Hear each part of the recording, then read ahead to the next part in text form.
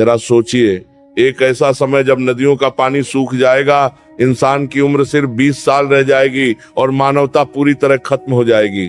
जब पाप इतना बढ़ जाएगा कि धरती बोझ सहने से मना कर देगी, तब संभल ग्राम की उस पावन धरती पर एक ऐसा योद्धा जन्म लेगा जिसके एक हाथ में चमकती हुई तलवार होगी और जो सफेद घोड़े पर सवार होकर अधर्म का समूल नाश कर देगा। क्या वाकई कलयुग का अंत आ गया है? और कहाँ छिपे हैं भगवान विष्णु के वो अंतिम अवतार? श्रीमद् भागवत पुराण और कल्कि पुराण के अनुसार समय के चक्र में कलयुग को सबसे अंधकारमय युग माना गया है। जैसे जैसे कलयुग आगे बढ़ेगा, धर्म, सत्य, पवित्रता और क्षमा का लोप होने लगेगा। शास्त्रों में लिखा है कि कलयुग के अंत में मनुष्य की बुद्धि इतनी भ्रष्ट हो जाएगी कि वह केवल अपने स्वार्थ के लिए अपनों का ही रक्त बहाएगा। लोग नास्तिक हो जाएंगे और धर्म के नाम पर पाखंड का बोलबाला होगा। जब कलयुग अपने चरम 432 शून्य वर्ष पूरे होने के करीब पर होगा, तब उत्तर प्रदेश के मुरादाबाद जिले में स्थित संभल नामक स्थान पर विष्णु यश नाम के एक ब्राह्मण के घर भगवान विष्णु के 10वें अवतार कल्कित का प्राकट्य होगा। वे साक्षात वैशाख मास के शुक्ल पक्ष की पंचमी तिथि को अवतरित होंगे, लेकिन उनका अवतार अन्य अवतारों से भिन्न होगा। वे बचपन से ही अस्त्र शस्त्र और शास्त्रों में निपुण होंगे। उनके गुरु स्वयं भगवान परशुराम होंगे, जो अमर हैं और महेंद्र पर्वत पर कल्कि अवतार की प्रतीक्षा कर रहे हैं।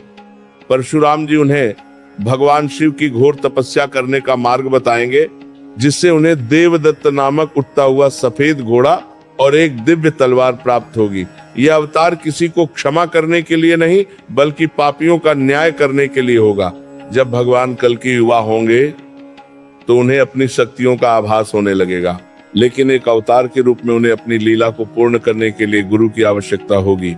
यहाँ एक अद्भुत मिलन होगा अमर गुरु और होने वाले अवतार का।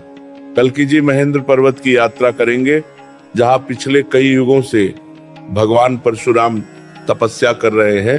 परशुराम जी उन्हें शस्त्रों का वह ज्ञान देंगे जो आज के युग में लुप्त हो चुका है। वे उन्हें भगवान शिव की तपस्या करने का आदेश देंगे।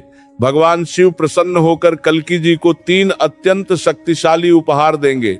देवदत्त, एक दिव्य सफेद घोड़ा जो बिजली की गति से दौड़ सकेगा और आसमान में भी उड़ने में सक्षम होगा। रत्नमारु, एक चमकती हुई दिव्य तलवार जिसका प्रहार कभी खाली नहीं जाएगा और जो अधर्म का नाश करने के लिए ब्रह्मांड की ऊर्जा से लैस होगी। सर्वज्ञानी तोतासुक, एक ऐसा तोता जो भूत, भविष्य और वर्तमान का ज्ञान रखेगा और कल्कि जी को शत्रुओं की हर चाल के बारे में पहले ही सूचित कर देगा। भगवान कल्कि का रूप साक्षात महादेव की तरह तेजस्वी होगा। वे पीले वस्त्र धारण करेंगे, लेकिन युद्ध के समय उनका स्वरूप अत्यंत विनाशकारी हो जाएगा। उनका यह अवतार शांति के लिए नहीं, बल्कि युद्ध के माध्यम से शांति स्थापित करने के लिए होगा। इसी समय धरती पर कलि पुरुष का राज होगा। कलि पुरुष कोई और नहीं, बल्कि कलयुग का साक्षात रूप है, जो मनुष्यों के भीतर क्रोध, लोभ, वासना और हिंसा को भगाता है। कलि पुरुष का साम्राज्य झूठ और धोखे पर टिका होगा, और जब कल्कि अपने सफेद घोड़े पर सवार होकर निकलेंगे तो वह टक्कर इतिहास की सबसे बड़ी टक्कर होगी। यह युद्ध किसी 2 देशों का नहीं, बल्कि साक्षात धर्म और अधर्म के अंतिम रूप का होगा। क्या आपने कभी सोचा है कि पुराणों में हजारों साल पहले कलयुग के अंत की जो निशानियां लिखी गई थीं, क्या वे आज सच हो रही हैं? शास्त्रों में लिखा है कि एक समय ऐसा आएगा जब इंसान की लंबाई घट जाएगी, नदियां रास्ता बदल लेंगी और धर्म सिर्फ किताबों तक सीमित रह जाएगा। आज के दौर की इन 5 बड़ी भविष्यवाणियों को देखिए, जो चीख चीख कर कह रही हैं कि भगवान कल्कि के आने का समय अब दूर नहीं है। श्रीमद् भागवत पुराण के 12वें स्कंध में कलयुग के अंत का बड़ा ही सटीक वर्णन मिलता है। उसमें लिखा है कि जैसे जैसे कलयुग अपनी अंतिम अवस्था की ओर बढ़ेगा, सबसे पहले प्रकृति का संतुलन बिगड़ जाएगा। बादलों से वर्षा नहीं होगी, खेती सूख जाएगी और पृथ्वी फल देना बंद कर देगी। नदियां अपने जल स्तर को खो देंगी और पवित्र नदियां जैसे गंगा वापस स्वर्ग की ओर प्रस्थान कर जाएंगी। दूसरा सबसे बड़ा लक्षण होगा मानवीय पतन। ग्रंथों के अनुसार कलयुग के अंत में मनुष्य की अधिकतम आयु केवल 20 से 30 वर्ष रह जाएगी। 5-6 साल की उम्र में ही कन्याएं गर्भवती होने लगेंगी। लोग केवल धन के लिए एक दूसरे की हत्या करेंगे। जिस व्यक्ति के पास जितना अधिक छल कपट और धन होगा, समाज में उसे उतना ही बड़ा विद्वान और कुलीन माना जाएगा। विवाह जैसी पवित्र संस्था केवल एक समझौता बनकर रह जाएगी। तीसरा लक्षण है अकाल और भूखमरी। जब धरती अन्न पैदा करना बंद कर देगी, तब इंसान ही इंसान का मांस खाने को मजबूर हो जाएगा। शास्त्रों में इसे हाहाकार का समय कहा गया है।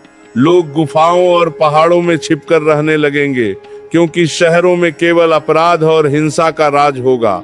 चौथा लक्षण है शासकों का अत्याचार। जो लोग देश और समाज की रक्षा के लिए चुने जाएंगे, वे ही जनता का भक्षण करने लगेंगे। कर तक का बोझ इतना बढ़ जाएगा कि आम आदमी अपना जीवन जीने की इच्छा खो देगा। जब ये सारी परिस्थितियां एक साथ घटित होने लगेंगी, तब आसमान में एक विशेष खगोलीय घटना होगी। सूर्य, चंद्रमा और बृहस्पति एक साथ पुष्य नक्षत्र में प्रवेश करेंगे, और यही वह क्षण होगा जब भगवान कल्कि का शंखनाद पूरे ब्रह्मांड में गूंजेगा। नैतिकता का पतन ही विनाश का द्वार है।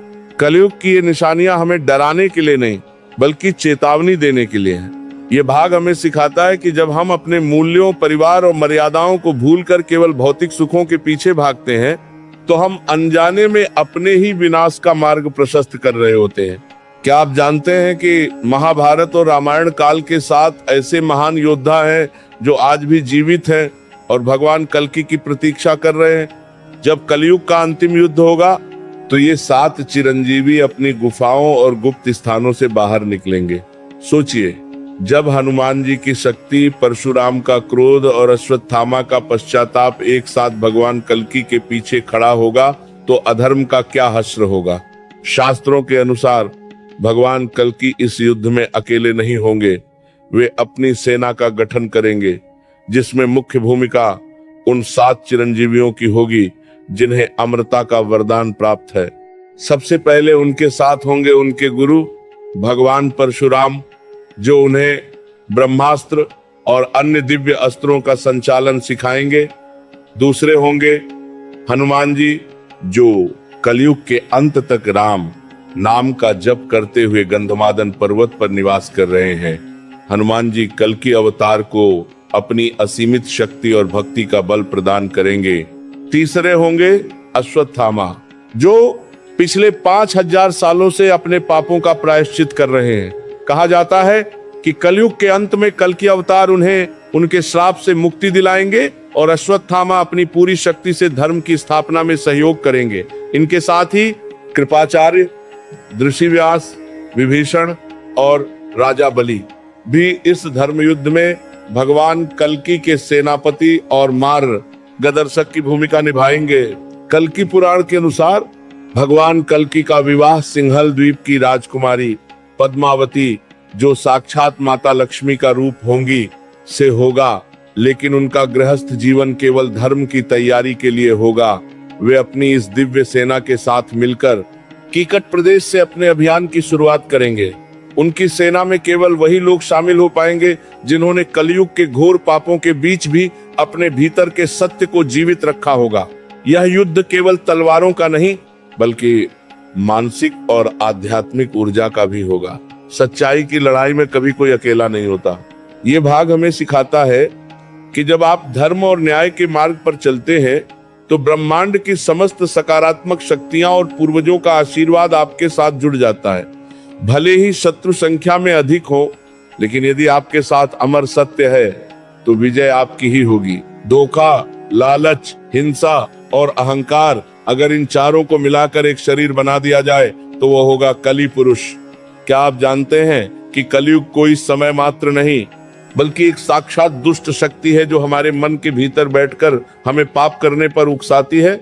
जब भगवान कल्कि अपने दिव्य सफेद घोड़े पर सवार होकर निकलेंगे, तो उनका सबसे बड़ा दुश्मन कोई राजा नहीं, बल्कि यही कली पुरुष होगा। चलिए जानते हैं उस भीषण युद्ध के बारे में जिसने कलयुग का अंत तय किया।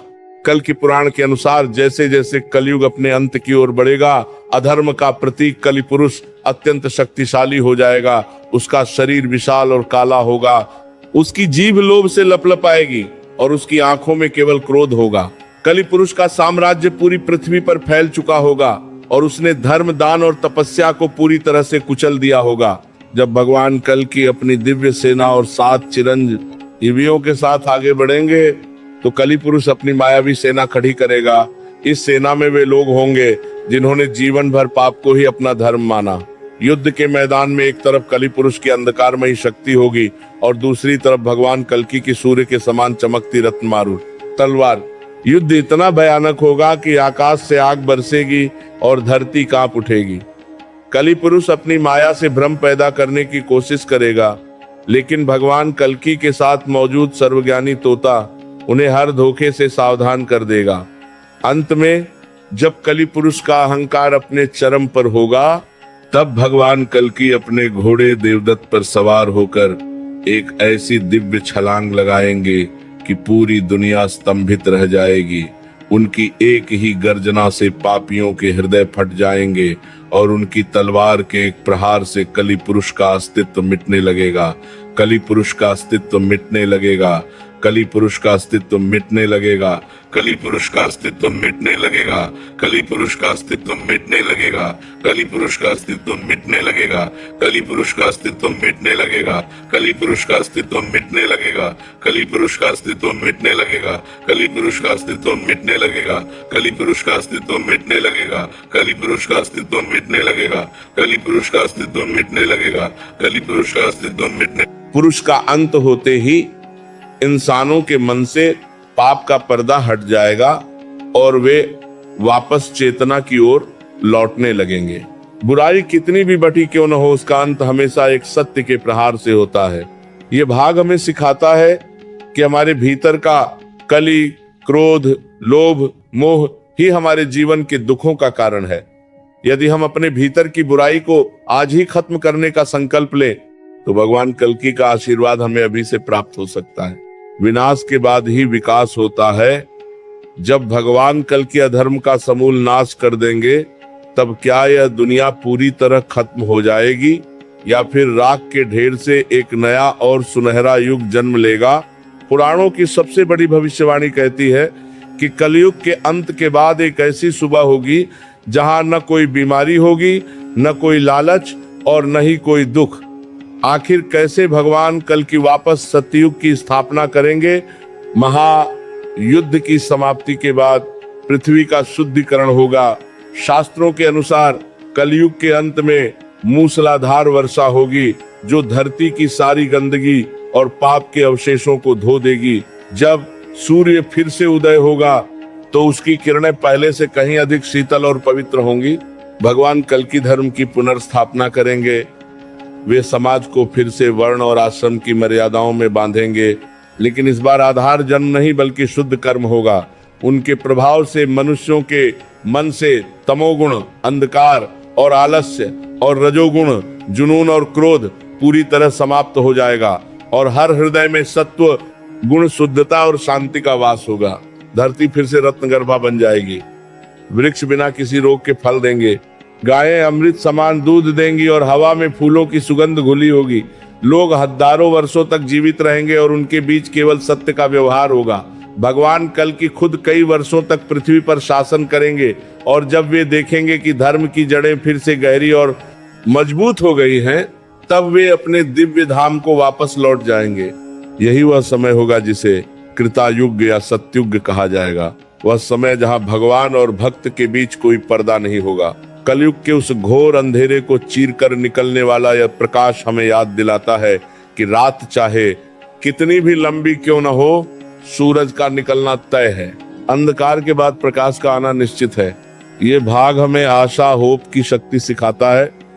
जीवन में चाहे कितनी भी मुश्किलें क्यों न आ जाए, चाहे चारों तरफ नकारात्मकता ही क्यों न दिखे, हमें ये विश्वास रखना चाहिए कि हर अंत एक नई और बेहतर शुरुआत का बीज होता है। क्या आपने कभी अच्युतानंद दास और उनकी रहस्यमयी मालिका के बारे में सुना है? ओडिशा के उन महान संतों ने हजारों साल पहले ताड़ के पत्तों पर वो भविष्यवाणियां लिख दी थीं, जो आज एक एक करके सच साबित हो रही हैं। मालिका में लिखा है कि जब जगन्नाथ मंदिर के पत्थर गिरने लगेंगे और समुद्र की लहरें मंदिर की सीढ़ियों को छूने लगेंगी, तब समझ लेना कि भगवान कल्कि का जन्म हो चुका है। क्या वो समय वाकई आ गया है? भगवान कल्कि के आने का समय क्या होगा, इस पर सबसे सटीक जानकारी हमें भविष्य मालिका में मिलती है। संत अच्युतानंद दास ने अपनी दिव्य दृष्टि से कलयुग के अंत की ऐसी गणना की थी, जो आज के वैज्ञानिकों को भी हैरान कर देती है। मालिका के अनुसार कल्कि अवतार के आने से पहले आकाश में 2 सूर्य दिखाई देने जैसा आभास होगा, जो कि किसी धूमकेतु या खगोलीय घटना का संकेत हो सकता है। मालिका में लिखा है कि कलयुग के अंत में गजब की प्राकृतिक आपदाएं आएंगी। चक्रवात, भूकंप और महामारियां दुनिया की आबादी को कम कर देंगी। सबसे बड़ी निशानी यह बताई गई है कि पुरी के जगन्नाथ मंदिर के ऊपर स्थित नील चक्र कई बार हिलने लगेगा और मंदिर की ध्वजा के साथ कुछ ऐसी घटनाएं होंगी जो अमंगल का संकेत देंगी। एक और गुप्त भविष्यवाणी कहती है कि भगवान कल्कि का जन्म होने के बाद वे कई वर्षों तक गुप्त रूप से रहेंगे। वे सामान्य मनुष्यों के बीच ही होंगे, लेकिन कोई उन्हें पहचान नहीं पाएगा जब तक उनका लीला समय शुरू नहीं होता। वे एक साधारण युवक की तरह संसार के कष्टों को देखेंगे और समझेंगे। मालिका यह भी कहती है कि उनके आने से पहले रूस, चीन और अन्य देशों के बीच भीषण युद्ध के हालात बनेंगे, जिसे हम आज की भाषा में तीसरा विश्व युद्ध कह सकते हैं। यह युद्ध इंसानी अहंकार का अंत होगा और इसी विनाश के बीच कल्कि का उदय होगा। आने वाले संकट की चेतावनी केवल सजग लोगों को ही सुनाई देती है। ये भाग हमें सिखाता है कि हमें अपने आसपास हो रहे बदलावों और प्रकृति के संकेतों के प्रति सचेत रहना चाहिए। भविष्यवाणियां हमें डराने के लिए नहीं, बल्कि हमें आध्यात्मिक रूप से तैयार करने और अपने कर्मों को सुधारने का अवसर देने के लिए होती हैं। क्या आप जानते हैं कि अवतार लेने के तुरंत बाद ही भगवान कल्कि युद्ध शुरू नहीं कर देंगे? शास्त्रों में एक बहुत ही रहस्यमय समय का वर्णन है, जिसे अज्ञातवास कहा गया है। एक ऐसा समय जब भगवान साक्षात धरती पर होकर भी अपनी शक्तियों को दुनिया से छिपाकर रखेंगे। आखिर क्यों एक ईश्वर को भी खुद को जगाने के लिए शून्य की तपस्या करनी पड़ती है? और वो कौन सा गुप्त संकेत होगा जिसके बाद कल्कि अपनी दिव्य तलवार उठाएंगे? कल्कि पुराण और कई गुप्त पांडुलिपियों के अनुसार जन्म के बाद भगवान कल्कि का प्रारंभिक जीवन बहुत ही साधारण और एकांत में बीतेगा। वे हिमालय की उन चोटियों पर जाएंगे जहां आज भी सिद्ध योगी हजारों वर्षों से तपस्या कर रहे हैं। वहां वे शून्य यानी निराकार ब्रह्म का ध्यान करेंगे। यह वह समय होगा जब वे कलयुग के मनुष्यों के मानसिक कष्टों को अनुभव करेंगे। वे देखेंगे कि कैसे मासूमों पर अत्याचार हो रहा है और कैसे प्रकृति को नष्ट किया जा रहा है। कहा जाता है कि इस तपस्या के दौरान ही भगवान शिव उन्हें वह दिव्य दृष्टि देंगे जिससे वे ये जान पाएंगे कि कली ने किन इंसानों के मन में अपना घर बना लिया है। इसी कालखंड में कल्कि जी को उनके पिछले अवतारों राम और कृष्ण की यादें और शक्तियां फिर से प्राप्त होंगी। यह एक तैयारी का काल होगा। जैसे तूफान आने से पहले शांति होती है, वैसे ही कल्कि का अज्ञातवास अधर्म के विनाश से पहले की वह खौफनाक शांति होगी। जब तक कलयुग का पाप का घड़ा पूरी तरह नहीं भर जाता, तब तक वे एक मौन दृष्टा की तरह सब देखेंगे, और जिस दिन वे अपनी आंखें खोलेंगे उस दिन से कली के अंत की उल्टी गिनती शुरू हो जाएगी। बड़े लक्ष्यों के लिए धैर्य और एकांत की तैयारी जरूरी है। यह भाग हमें सिखाता है कि किसी भी बड़े काम को करने से पहले खुद को मानसिक और आध्यात्मिक रूप से मजबूत बनाना पड़ता है। जल्दबाजी में की गई कार्यवाही सफल नहीं होती, बल्कि सही समय का इंतजार और गहरी तैयारी ही बड़ी जीत दिलाती है। ईश्वर जब भी धरती पर आते हैं तो वे एक परिवार और एक घर चुनते हैं। जैसे राम जी ने अयोध्या और कृष्ण जी ने मथुरा को चुना, वैसे ही भगवान कल्कि ने शंभल को क्यों चुना? और कौन है वो भाग्यशाली माता पिता जिनकी कोख से कलयुग का अंत करने वाला महायोद्धा जन्म लेगा? चलिए जानते हैं कल्कि जी के उस गुप्त परिवार के बारे में, जिनका वर्णन शास्त्रों में बहुत ही सुंदर तरीके से किया गया है। पुराणों के अनुसार भगवान कल्कि उत्तर प्रदेश के मुरादाबाद जिले के पास स्थित शंभल ग्राम में जन्म लेंगे। उनके पिता का नाम विष्णुयश होगा जो एक बहुत ही विद्वान, शांत और धर्मपरायण ब्राह्मण होंगे। उनकी माता का नाम सुमति होगा, जिसका अर्थ है अच्छी बुद्धि वाली।